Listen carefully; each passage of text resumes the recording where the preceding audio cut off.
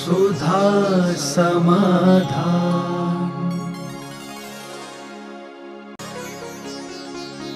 नमोस्तु गुरुदेव, हम ऐसा बोलते हैं कि जो होगा वो देखा जाएगा, तो ऐसा कहना सही है या गलत? किसी कार्य प्रारंभ करते समय ये बात कहना अशुभ है। किस्मत में जो होगा देखा जाएगा। भगवान भरोसे किसी कार्य को शुरुआत करना ये शुभ सूचक नहीं है। उस समय हमें यही सोचना चाहिए हमारा कारण और पुरुषार्थ सही है तो कार्य सही होगा ही होगा। जब कार्य हो चुकता है, सफलता विफलता दोनों मिलती हैं, उसके बाद फिर कहना चाहिए सब भगवान की कृपा से हुआ है। उसके बाद कहना चाहिए हमारी किस्मत में यही लिखा था।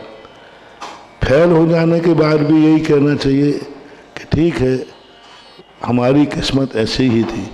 कार्य के प्रारंभ में ये शब्द ठीक नहीं है, कार्य के अंत में ये शब्द ठीक है। कुछ शब्द ऐसे हैं जो मरण के बाद ही शोभा देते हैं, जन्म के समय नहीं है। जैसे आप लोग बोलते हो राम नाम सत्य है, ये कब बोलना ठीक है? और जन्मते ही बोल दो तो किसी बालक का जन्म हुआ होगा, बोला राम नाम सत्य। किसी कार्य के प्रारंभ करते समय यदि राम नाम सत्य बोले तो लोक व्यवहार में अच्छा नहीं माना जाता। और अंत में बोलते हैं सब लोग अर्थी के साथ जाते हैं, सब लोग तो राधंत नाम सत्य है, राम नाम सत्य है, तो वहाँ तो वो ठीक है। लेकिन कार्य के प्रारंभ में यदि वाक्य बोलोगे तो वह अच्छा नहीं माना जाता है। इसी प्रकार सत्य है, सब कुछ है कि किस्मत से होना है, लेकिन कार्य के प्रारंभ में किस्मत नहीं, हमारा सम्यक पुरुषार्थ आना चाहिए। यही शुभ सूचक है, संकेत है। नमोस्तु गुरुदेव, नारकी जीव के पुराने कर्म भोगने पर क्या पुराने संक्लेशों के कारण नवीन कर्म भी भोगता है? नारकी लेख संक्लेश परिणामों से बहुत असाधा आदि तीव्र कर्मों का बंध करता है, अशुभ कर्मों का बंध होता है, उसको होता है, नया बंध भी करता है। नमोस्तु गुरुदेव, कौन से कर्म के कारण हमारे नगर में आए हुए साधु संतों की सेवा नहीं कर पाते हैं? कर्म तो बाद में है, स्वयं की अज्ञानता, स्वयं का जो अशुभ संकेत है। भाग्यहीन को न मिले भली वस्तु का योग, दाख पके जब कंठ में होत काग के रोग। भली वस्तु जब आती है ना, कौए को दाग सबसे अच्छी लगती है, और जब पेड़ों में दाग फलती है ना, अंगूर फलते हैं या जो भी बनती है दाग, तो उसी समय कौए के कंठ में एक रोग हो जाता है कि वो निगल नहीं सकता।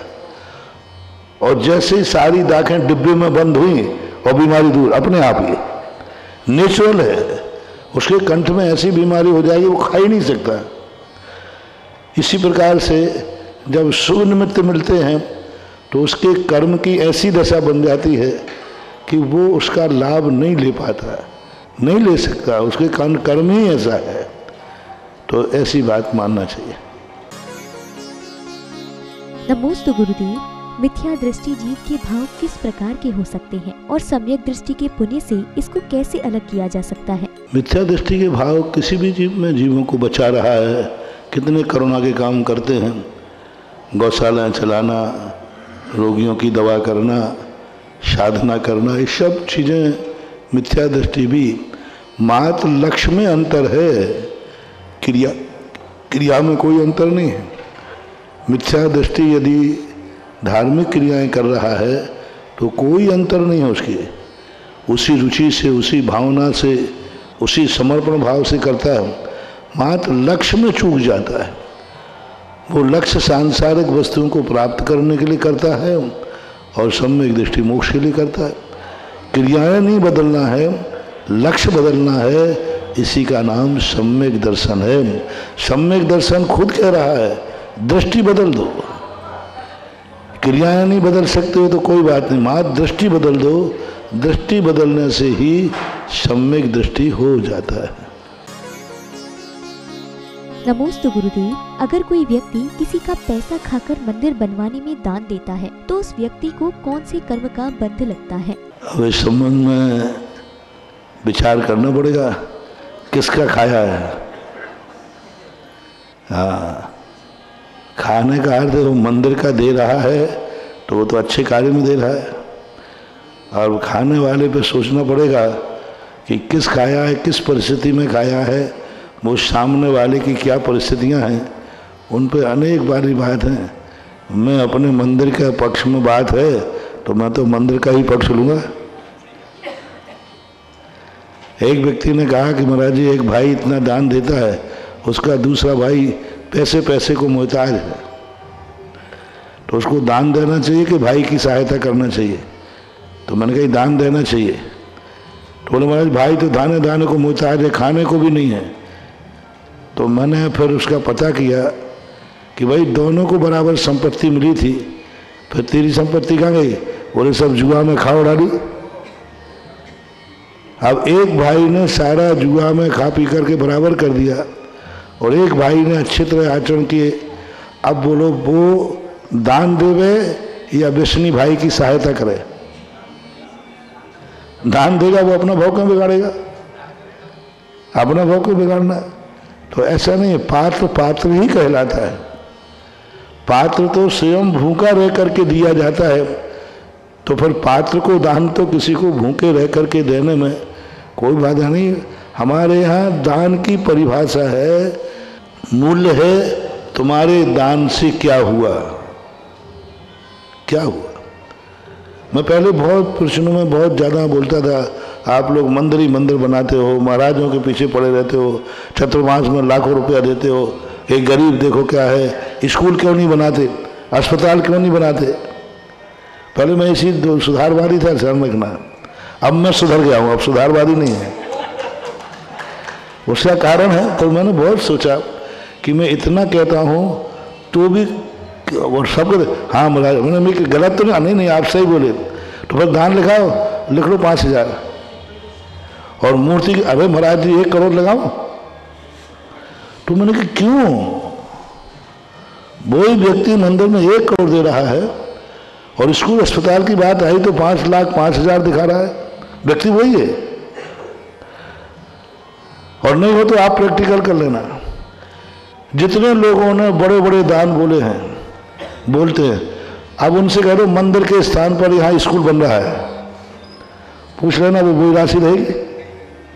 मनोज जी पूछ लेना उनसे, बैठे मोटे जी वगैरह कोई, तो अरे महाराज जी क्या बोल रहे हैं आप, नहीं बनेगा। क्यों? दान का उपयोग क्या है? आज स्कूल में पढ़ने के बाद विद्यार्थी पढ़ गया, पढ़ने के बाद वो क्या करेगा? बोलो, माला फेरेगा, सर के माल गिनेगा, संसार बढ़ाएगा। इसलिए वहां तो दान देने के बाद मात्र सहयोग का पुण्य लगेगा, दान का पुण्य लगेगा, क्योंकि पात्र को दान देने को कहा है। क्यों कहा पात्र को दान देने? ये अपात्र हैं, क्योंकि अपात्र वो कहलाता है जिसको दान देने के बाद संसार में ही वृद्धि होती है, वो अपात्र दान कहलाता है। पात्र दान वो कहलाता है जिसको देने के बाद सामने वाले का परमार्थ बढ़ता है। तुम उसका पात्र को दान दोगे तो उसका धर्म बढ़ेगा, परमार्थ बढ़ेगा, और संसारी प्राणी को दोगे तो क्या बढ़ेगा? ठीक होने के बाद क्या करेगा? क्या करेगा? वो संसार करेगा, संसार के कार्य करेगा। तो इसलिए उसको दान की संज्ञा नहीं दी हमारे यहाँ। संसार के कार्यों में जो है वो सहयोग दे सकते हो, और सहयोग का पुण्यबंध और दान के पुण्यबंध में अंतर है। परमार्थी बनेगा।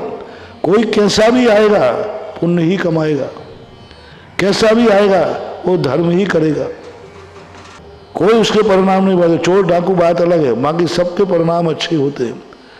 तो दान का सबसे बड़ा लक्ष्य है तुम्हारा दान कितना दिया है, कितना नहीं दिया।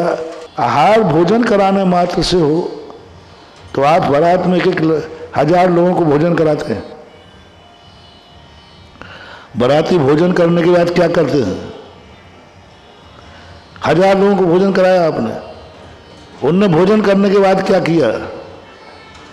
और एक महाराज को तुमने भोजन कराया, एक। वहां कितने कराए? 1000। और महाराज कितने थे? एक। सामयिक की प्रवचन किया, स्वाध्याय किया, सुबह ठंड में जाके अभिषेक सिखाया। हाँ, आज ऐसी ठंड में जाके अभिषेक सिखाया, बारिश में सिखाया। आपके दान देने के बाद बोलो कितने, जिसने कल आहार कराया हो उसके आहार करने के बाद मैंने कितने कार्य किए उसका हिसाब लगाओ कल से।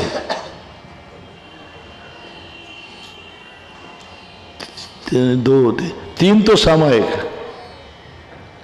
3 प्रतिक्रमण, प्रवचन 2, एक प्रवचन, जिज्ञासा, और ऐसी भयानक ठंड में, पत्तल गली में, और उसमें भी पतली गली में,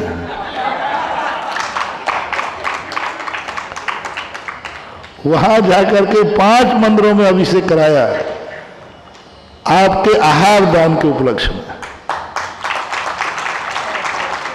अब इसका कमीशन लगाओ कितना है।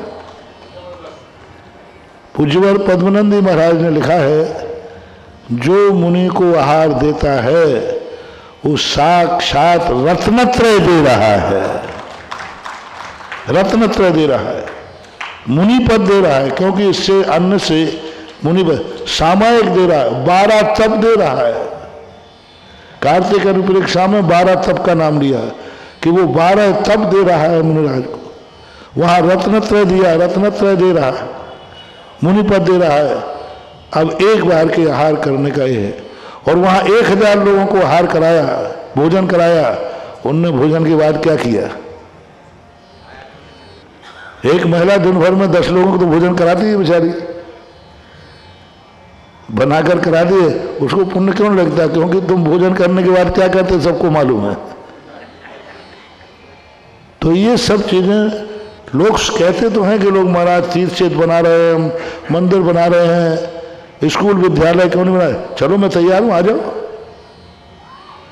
जो ये कहते हैं, मैंने भाई मंदिर को कोई व्यक्ति 10 करोड़, 50 करोड़, 1 करोड़, लाख जो भी बोल देते, जल्दी बोल देते। 24 ही बनाना हो तो 24 मंदिर यूं आ जाएंगे।